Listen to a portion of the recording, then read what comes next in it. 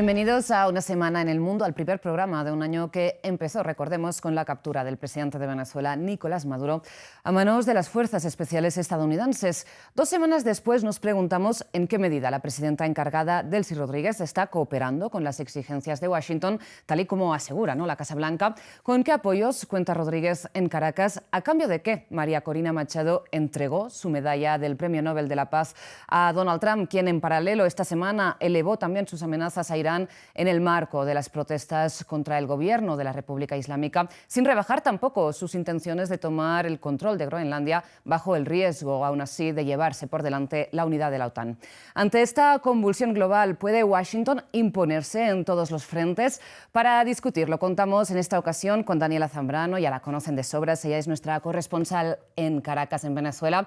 Nos acompaña una vez más Alejandro López, director del medio Descifrando la Guerra, periodista especializado en política internacional, se conecta desde Madrid, España. Y aquí en el estudio, Carolina Flechas, nuevamente también internacionalista, docente y periodista de la Universidad Externado de Colombia, especialista en estudios políticos. Y también, una vez más, contamos con Carolina Urrego Sandoval, ella es doctora en Economía Política Internacional, profesora investigadora también de la Universidad Externado de Colombia. Carolina, Alejandro, Daniela, muchísimas gracias a los 4 por estar con nosotros en esta edición de Una Semana en el Mundo.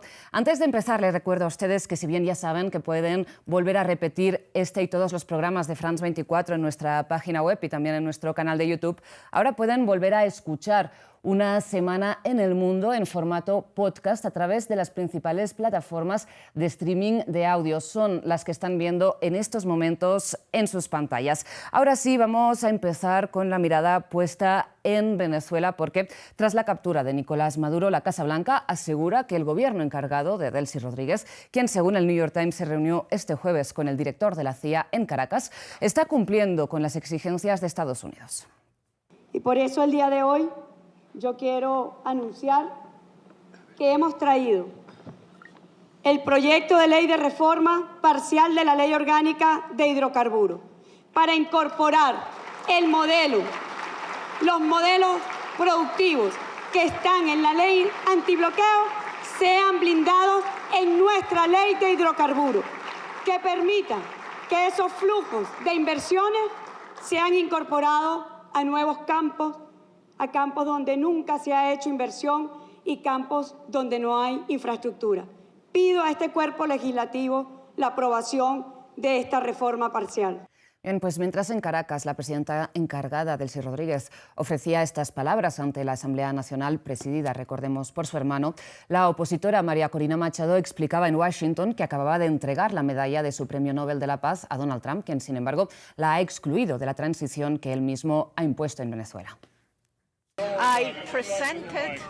Le presenté al presidente de Estados Unidos la medalla del Premio Nobel de la Paz y le dije lo siguiente. Escuchen esto. Hace 200 años el general Lafayette le entregó a Simón Bolívar una medalla con el rostro de George Washington.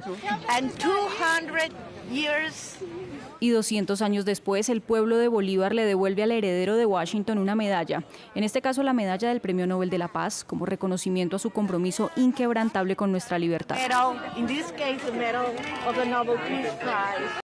Bien, Daniela, empezamos contigo porque creo que todos no queremos saber, 2 semanas después en Venezuela, cómo vive la población, con qué perspectivas, un poco de lo que vaya a pasar en el corto, en el medio plazo, con qué certezas.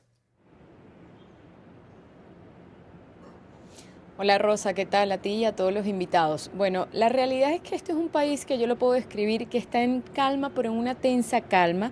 No es una normalidad plena, por supuesto que no. Hace apenas 2 semanas, como lo decías, ocurrió esta incursión militar que finalizó con la captura de Nicolás Maduro y Cilia Flores.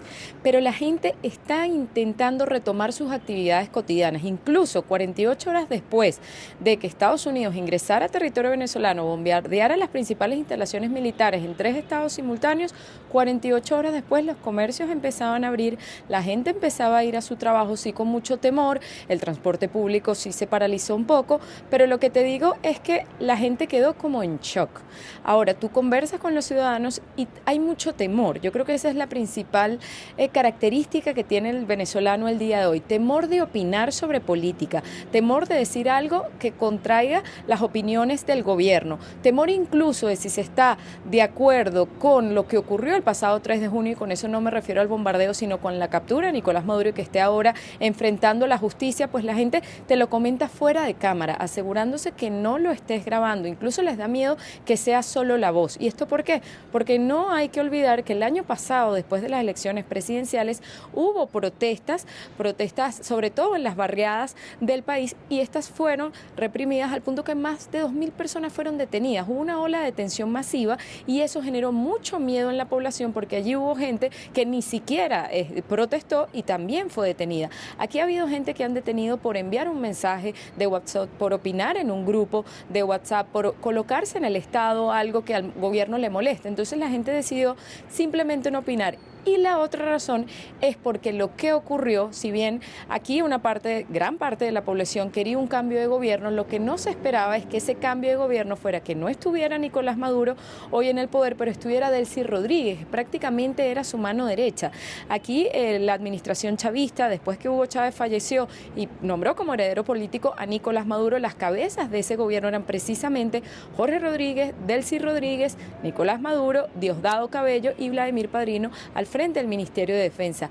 Esas personas y esas autoridades todavía siguen. Entonces, para las personas es como si no hubiese habido realmente un cambio de gobierno, solo que Maduro ya no está, pero la cúpula militar sigue siendo la misma, los ministros siguen siendo los mismos. Delcy Rodríguez apenas ha hecho 2 cambios en su gabinete, pero realmente son las mismas figuras. Entonces, la gente tiene miedo de que esto derive en algo que no esperaban, es decir, que no haya unas elecciones libres y un cambio de gobierno y que siga gobernando el chavismo en el poder. Claro, Daniela, aprovecho que comentas para dar un poco la palabra al resto de invitadas y de invitado. Precisamente, ¿no? Delcy Rodríguez pasa de ser la mano derecha de Nicolás Maduro a reunirse este jueves con el director de la CIA en Caracas. La Casa Blanca asegura que está cooperando con todas las exigencias que se le demanda. ¿Cómo se lo explican, Carolina? Bueno, hay muchos factores para analizar, ¿no? Uno de ellos es que, como lo mencionaba tu corresponsal desde Venezuela, la gente tiene miedo porque ha vivido bajo el miedo de más de 25 años de régimen chavista. Entonces el régimen no ha terminado.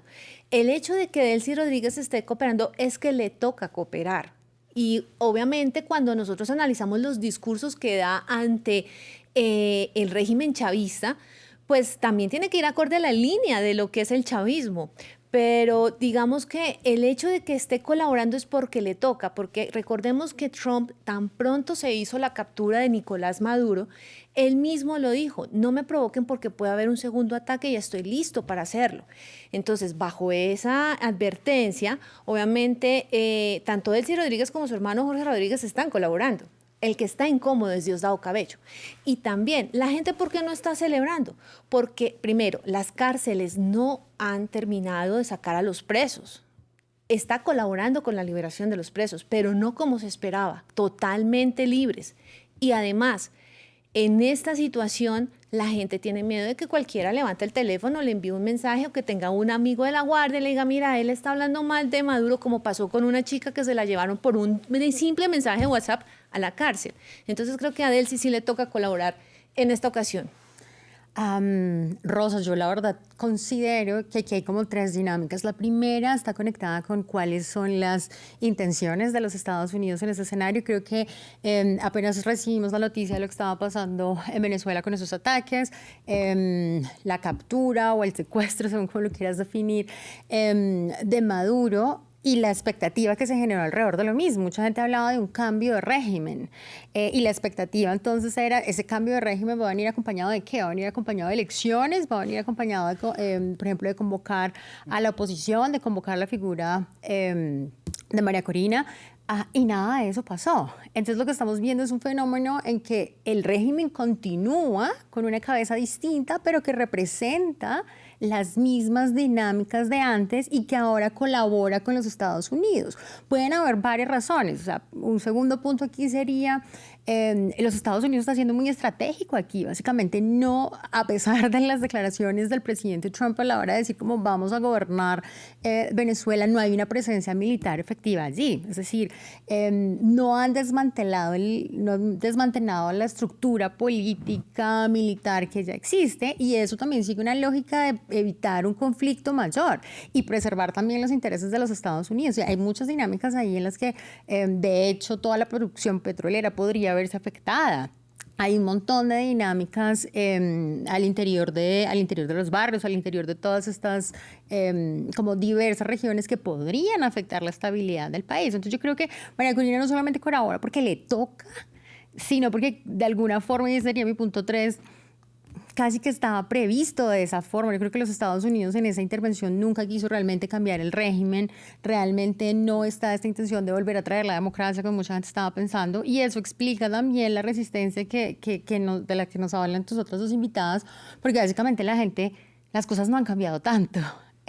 Claro, pero es compatible, Alejandro, te doy la palabra, la continuación del chavismo tal y como ha funcionado en los últimos años, con una colaboración estrecha ahora con Estados Unidos. Bueno, como se ha ido delineando en la mesa, me parece que está claro que no ha habido un cambio de régimen. Mucha gente está celebrando un cambio que no se ha producido. Se ha producido un cambio en la jefatura, ¿no? En la presidencia, en este caso. Y claro, ahora el panorama que tenemos es el que hay. ¿Es Delcy Rodríguez o es intentar imponer un cambio de régimen? Para lo primero, efectivamente hace falta colaboración, pero es que puede ser de interés de las dos partes, porque Donald Trump tiene enormes intereses en ese sector petrolero, y no solamente en el petróleo. Ya hemos visto que esto no va de la democracia, tampoco va solo del petróleo, va del petróleo, pero va de la hegemonía que va a imponer en todo el continente, con eso de marcar las líneas rojas, señalar que a partir de ahora cualquiera tiene que plegarse a los intereses estadounidenses, porque si no, le puede pasar lo mismo. Efectivamente, Delcy Rodríguez está incluida entre esos otros que tienen que leer lo que ha ocurrido con Nicolás Maduro, no solamente en Colombia, en México, en Cuba, ¿no?, sino también la propia Delcy Rodríguez. Entonces, el tema de la colaboración va por ahí. Se hace imprescindible para que pueda haber algún tipo de interés para las dos partes, y claramente el interés de Delcy Rodríguez con la cooperación es obvio, ¿no? Es la conservación del poder, de que no haya un cambio de régimen. Ahora, los que están planteando que se produzca ese cambio de régimen, porque para poder pues llevar a cabo, ¿no?, la presidencia de María Corina Machado, de Edmundo González, hace falta una intervención permanente, hace falta llevar tropas que sostengan en el poder a esas personas, de modo que aquí hay que empezar a ver claro, ¿no?, cuáles son los intereses, cuáles son los objetivos de cada una de las partes y si es viable lo que se está proponiendo. Claro, precisamente la reticencia a poner tropas estadounidenses sobre el terreno es lo que, según Donald Trump y aparentemente Marco Rubio, les hizo tomar la decisión de una transición liderada, ¿no?, por alguien totalmente de la misma estructura, ¿no? Daniela, te pregunto si crees que hay comodidad entre todos los actores del chavismo con esta necesidad de colaborar con Estados Unidos para básicamente no correr la misma suerte que Nicolás Maduro. Bueno, lo que te puedo decir es que claramente no va a haber comodidad dentro del gobierno. Esto fue algo que sorprendió a todos la madrugada del pasado 3 de enero. Sin embargo, si algo sí tiene el chavismo, y lo ha tenido durante estos más de 20 años que ha estado instalado en Venezuela, es que ellos envían un mensaje comunicacional único y muestran unidad ante los medios de comunicación, en el discurso de todos, así haya fracturas internas, así haya quienes no estén de acuerdo al interno. Y te pongo un ejemplo, las primeras 48 horas hubo muchos rumores sobre la postura del ministro Interior y Justicia, Diosdado Cabello, que es quien controla a las policías en Venezuela, prácticamente el que tiene el control de las armas. ¿Y qué fue lo primero que hizo Delcy Rodríguez? Cuando dio esa primera rueda de prensa como presidenta encargada en el Palacio de Miraflores, ella salió, no no fue una rueda de prensa, realmente fue un pronunciamiento porque no dejaron a los periodistas hacer preguntas, pero tenía a su lado derecho a su hermano, el presidente de la Asamblea Nacional, y a su lado izquierdo el ministro de Interior y Justicia, Diosdado Cabello. Posteriormente, en la presentación de memoria y cuenta en la Asamblea Nacional, ella llegó y caminó y entró al hemiciclo acompañada de Diosdado Cabello a un lado y su hermano, el presidente del Parlamento, Jorge Rodríguez. Entonces, el mensaje que ellos están enviando es: estamos unidos, aquí sigue el gobierno, no está Nicolás Maduro, pero estamos nosotros, pero también sorprende la rapidez con lo que todo se ha llevado a cabo en las últimas horas, como si aquí prácticamente nada hubiera pasado. El discurso ha sido mucho más moderado por parte de la presidenta encargada, Delcy Rodríguez, sobre todo en su postura con Estados Unidos. Pareciera enviar un mensaje al externo y otro diferente al interno. Ante el hemiciclo, ella decía que si tengo que ir a Washington, iré de pie, pero no arrodillada, pero ya asomaba esta posibilidad ante una foto que podría venir de ella dándole la mano al presidente de Estados Unidos, Donald Trump. Y recordemos que durante estos más de 25 años de chavismo siempre se ha tenido una postura antiimperialista, anti-Estados Unidos. Entonces, bueno, es una foto que seguro va a causar mucho shock entre sus seguidores. En su discurso también decía, la relación comercial con Estados Unidos ha sido de siempre, desde más de un siglo, así como que no se sorprendan porque ahora estemos haciendo estas relaciones. Y hay que también ponerle ojo a esta reforma parcial de la ley de hidrocarburos. Recordemos que la ley actual dice que PDVSA, que es la Petróleos de Venezuela, tiene que tener la mayoría cuando tiene proyectos con empresas mixtas y empresas conjuntas. Esto podría variar entonces con esa reforma para darle mayor campo a las empresas estadounidenses que vienen a invertir, y eso lo sabemos porque ya lo ha anunciado el presidente Donald Trump. Ella dice que aquí Venezuela la maneja Venezuela, pero Trump dice que va a administrar los recursos por concepto de la venta de petróleo de Venezuela a Estados Unidos. Entonces ahí se contradicen un poco las posturas y cada quien está como tratando de preservar desde su punto, desde su puesto, esta figura. Claro, la narrativa también que más no pueda defender en función de la conveniencia. Daniela, para terminar, no sé si rápidamente nos quisieras hablar de cómo se ve la figura de María Corina Machado y los últimos movimientos que ha dado, ¿no?, en las últimas horas al ofrecerle la medalla del Premio Nobel de la Paz a Donald Trump, por ejemplo, a cambio de momento parece que de nada, pero ella asegura que esto es el principio del fin del chavismo.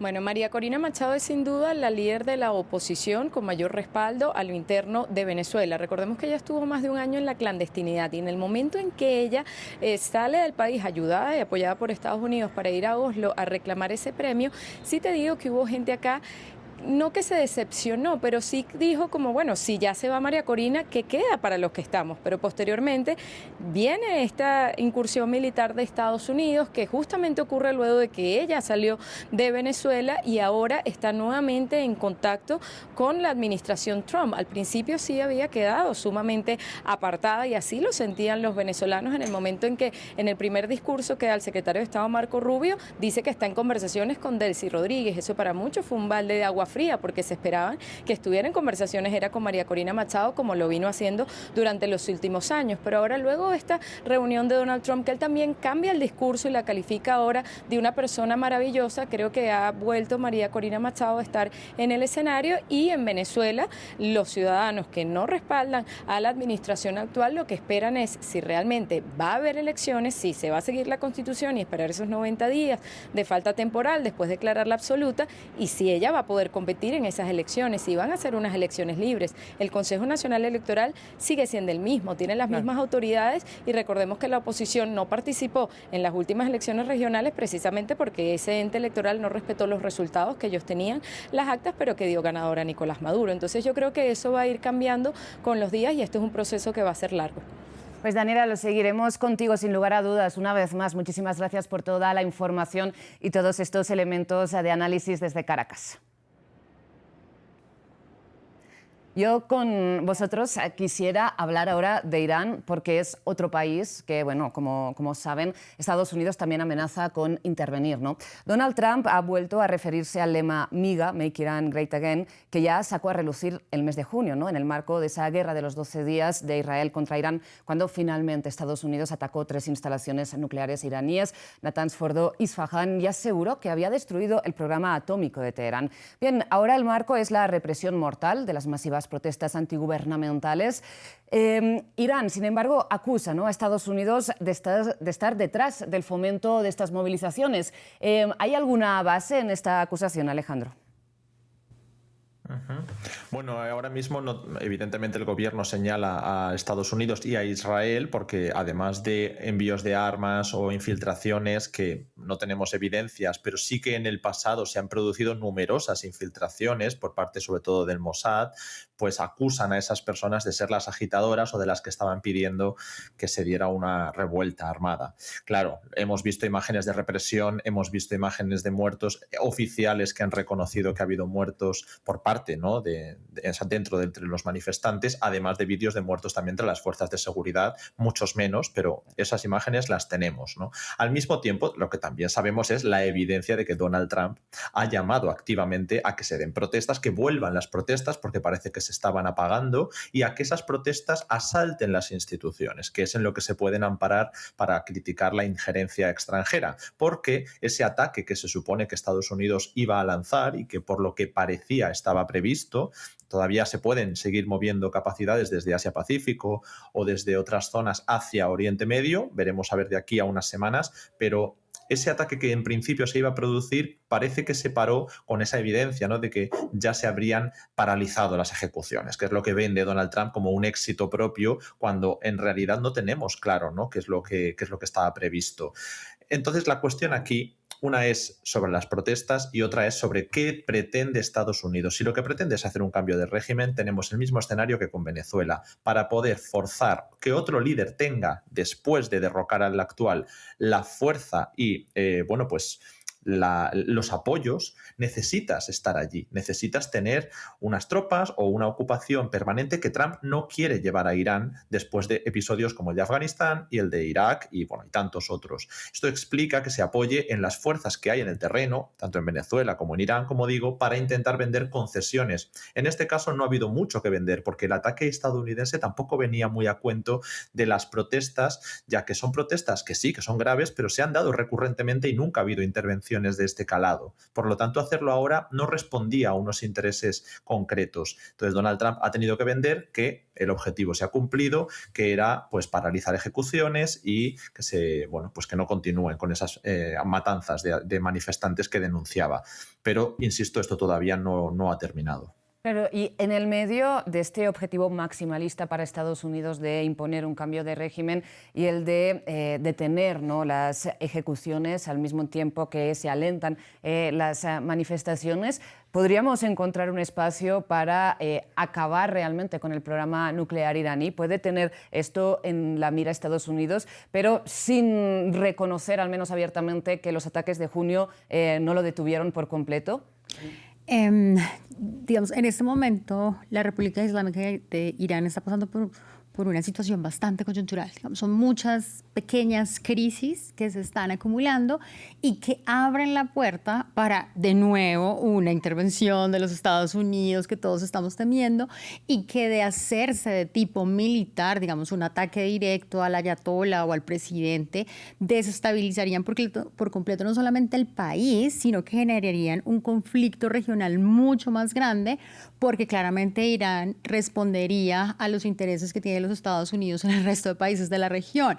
Yo creo que aquí es muy importante identificar cuáles son las narrativas que nos están llegando desde distintos frentes y que tratan de explicarnos qué es lo que está pasando. Entonces, por un lado tenemos lo que mencionaba el otro invitado acerca de qué es lo que está diciendo los Estados Unidos en cabeza de Trump. Está diciendo, como siempre, estamos ganando, estamos logrando lo que queremos, no van a ejecutar a estas más de 800 personas, estamos hablando con la gente en Irán y estamos logrando lo que queríamos, ¿sí? Por otro lado está esta pregunta que tú me haces y que es un tema clave para el contexto de Irán, y es todo el tema de la proliferación nuclear. Mucha gente está hablando de la posibilidad, incluso el presidente como que el presidente de Irán ha abierto esta puerta a podría darse un nuevo acuerdo, ¿sí? Frente a estos temas, pero está aún por definirse.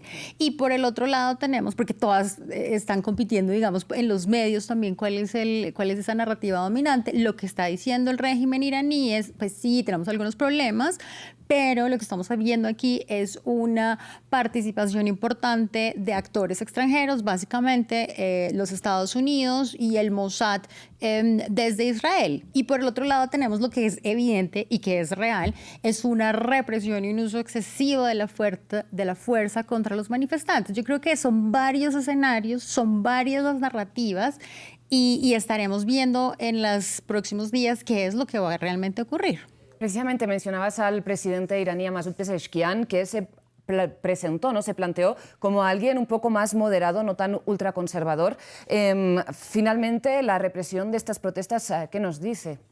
Mira, Rosa, y a los invitados, esto no viene de ahora. Yo creo que aquí hay que resaltar muchísimo a una generación joven que está invitando a sus padres y a sus abuelos a despertar. Y también algo que ha caracterizado a las protestas en Irán han sido las propias mujeres. Las mujeres cómo han actuado y cómo se han revelado en estas protestas y anteriormente. Esto no es de ahora. Entonces es como una bola de heno que está creciendo y está creciendo y está creciendo cada día.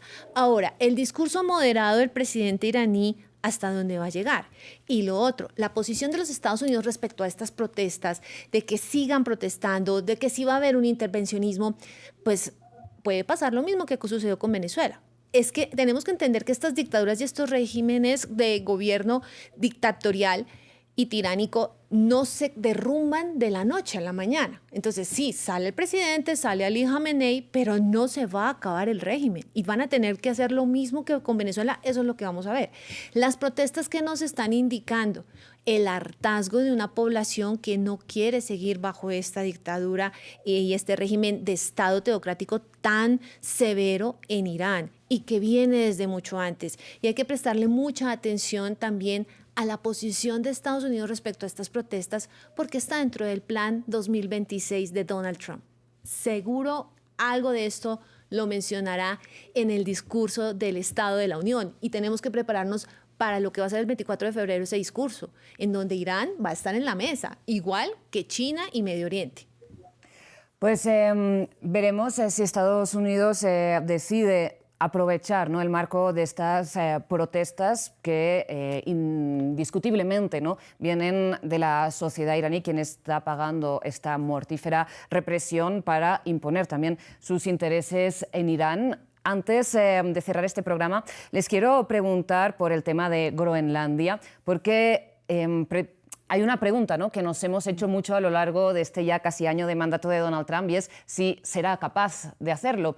Y finalmente la respuesta ha sido sí a prácticamente todo, ¿no? Irán, Venezuela. La pregunta es, ¿también contra la OTAN? Es decir, ¿creen que puede llegar a ocupar militarmente un territorio que forma parte de la OTAN a pesar, ¿no?, de lo que esto supondría para su propia hegemonía militar, política? Alejandro. Bueno, parece que ahora se ha descubierto que Estados Unidos está dispuesto a utilizar la fuerza y a romper las normas del mundo porque ahora se apunta contra los europeos. Pero esto creo que precisamente en América Latina, en Oriente Medio, en África lo saben de sobra y que es una cosa que no viene de ahora, que no ha inventado Donald Trump el imperialismo, ¿no? La cuestión, por lo tanto, es que en Europa se empieza a tomar en serio que esto es una pretensión real de Donald Trump después de haber visto lo que ha pasado en Venezuela, efectivamente. La cuestión también es que no creo que sea la primera opción de Donald Trump el uso de la fuerza, prácticamente en ningún caso, porque es mucho más eficiente que las cosas caigan por su propio peso, que se consigan a través de chantajes o lanzar órdagos. El tema de los aranceles le ha servido muy bien en el mundo para conseguir concesiones de carácter político, sobre todo con los europeos, que si la compra de armas, de energía, el apoyo a Ucrania, todo esto se ha conseguido sin grandes resistencias, a diferencia de en otros países asiáticos que sí que han buscado negociar, ¿no? China, India, Japón, etcétera. Entonces, claro que esto hay que tomarlo en serio. No creo que la invasión de Groenlandia y una agresión contra la OTAN sea el primer plan. Están algunos países europeos diciendo, bueno, es que si esto ocurre sería el fin de la OTAN. Bueno, me parece evidente que si hay un ataque directo militarmente pueda suponer el fin de la OTAN. La cuestión es que los europeos no están diciendo qué harían si se aplica otro escenario, como una compra o buscar algún tipo de injerencia para la independencia y después establecer algún estilo de acuerdo de cooperación, ¿no? Entonces, hay varias opciones soluciones que tienen un menor coste político, económico y militar para Estados Unidos, que son preferidas, pero creo que hay que tomarse en serio lo que está diciendo Donald Trump. Carolina. De acuerdo con Alejandro. Creo que la intervención militar directa no está en el top de prioridades de los Estados Unidos. Sin embargo, sí está haciendo algo que, si bien no es nuevo en el marco del imperialismo, es nuevo para los europeos. Creo que no se habían sentido atacados en su propio continente de esa forma, ¿sí? Contrario al tema de Venezuela o lo que está pasando en Irán, lo que está tratando de hacer los Estados Unidos con Groenlandia, que pertenece al Reino de Dinamarca, está claramente en violación del todo el derecho internacional, de los principios fundamentales de la soberanía de los estados, y me parece sorprendente cómo hemos llegado tan rápido a que la discusión gire alrededor de ¿será que sí lo va a enviar militarmente o será que lo va a comparar? Incluso hay como un estimado de cuánto podría costar Groenlandia. Entonces creo que la conversación ha girado muy rápido hacia eso, pero creo que esto pensaría en diversos escenarios. El primero sería, no creo que haya una intervención militar directa. Un segundo sería, similar a lo que plantea Alejandro, diversas formas de presión, un escalamiento, yo creo que de las tensiones. Digamos, ya estamos viendo algunas tropas europeas acercarse a Groenlandia. Entonces creo que esas tensiones van a escalar, pero pensaría que lo que va a ocurrir sería un tercer escenario en el que haya algún tipo de negociación, conciliación, y lo que sea que ocurra aquí va a marcar una nueva pauta. Digamos, todo lo que está pasando ahorita con los Estados Unidos abre nuevos caminos y nuevas posibilidades para lo que esta y otras grandes potencias pueden hacer en términos de su expansionismo y de llegar a darse que no creo, una intervención. Digamos, la OTAN no está pensada para conflictos intraorganización, no podrían invocar ahí su artículo 5 y yo creo que sí sería un golpe más a la estructura de seguridad europea que ya Donald Trump ha venido criticando. Y claramente que hay un sentimiento antieuropeo que se evidenció con la visita de Zelensky a los Estados Unidos, con las críticas que ha hecho este país a la dependencia en temas de seguridad de Estados Unidos, y ahora viene esta amenaza frontal contra un país europeo. Claro, y con esa crítica explícita, ¿no?, a un supuesto declive civilizatorio que aparece textualmente en esa estrategia de seguridad nacional. Y bien comentas, Carolina, que no se habla de derecho internacional, pero es que ya parece una conversación contra nadie, ¿no?, digamos, después de lo ocurrido en Ucrania, en Gaza, en Venezuela, para citar solo los ejemplos más recientes. Y evidentemente el tema de que ahora la amenaza sea contra los europeos, lo que sorprende es que si bien Irán, Venezuela, en las últimas décadas, ¿no?, han sido parte de este eje del mal, ¿no?, señalado por Estados Unidos, no era así los países de la propia OTAN, ¿no?, esta estructura militar que sostiene el poderío de Occidente, ¿no? Yo creo que lo que tenemos que analizar aquí es que Donald Trump lo que promete lo hace y lo cumple. Desde que llegó a su primer día de mandato dijo, voy por Groenlandia. También habló del Canal de Panamá, le cambió el nombre al Golfo de México por el Golfo de América. Entonces él es estratega y negociador. Y lo que hablábamos en la mesa, aranceles. Ha arrodillado varios países para que negocien con él con los aranceles, y yo creo que con Groenlandia va a pasar lo mismo. O negocios conmigo o atente a las consecuencias. Ahora, ¿qué también está haciendo en el discurso Donald Trump? Está haciendo quedar en ridículo a la Unión Europea, a la propia OTAN, porque a la OTAN la ha criticado más de una vez para decirle, yo soy la que invierte más en la seguridad y ustedes ¿qué están haciendo? Hagan más porcentaje del PIB para poder seguir con la OTAN. Una organización que nació después de la Segunda Guerra Mundial. Entonces, esto es increíble de ver cómo él es disruptor de ese orden mundial. Y también es un llamado de atención a Europa de plantearse qué estamos haciendo, cómo vamos a reforzar nuestra seguridad. Nos están tocando nuestro territorio. Entonces, es la estrategia de Trump a nivel geopolítico que vamos a ver en este 2026. No va a ser una intervención, pero sí vas a tener que negociar conmigo en la mesa. Pues veremos qué nos depara este año, que ya ha empezado, por decirlo de alguna forma, por todo lo alto. Ante este convulso, ¿no?, panorama, no sé si creen, para cerrar, que Estados Unidos puede finalmente imponerse en todos los frentes, ¿no?, tal y como planteamos, porque parece un poco inabarcable cambiar todo el orden mundial en un mandato. Alejandro, vamos a hacerlo rápido, que nos quedamos sin tiempo. Sí, yo me lo tomaría en serio, igual no inmediatamente, pero sí a lo largo del mandato. Y además, como digo, es que las normas del mundo se han venido retorciendo durante décadas para justificar intervenciones. Pasa es que ahora parece que está en riesgo la democracia en el mundo porque se apunta contra los europeos, pero no hay que tampoco verlo solo así, ¿no? Creo que durante muchos años ya ha sido la ley del más fuerte y entonces se podía forzar la aplicación del derecho internacional cuando convenía e Sí. ignorarlo cuando no, igual que ahora se derrocan gobiernos cuando se consideran dictaduras y otros son perfectamente válidos si se negocia con ellos. Carolina.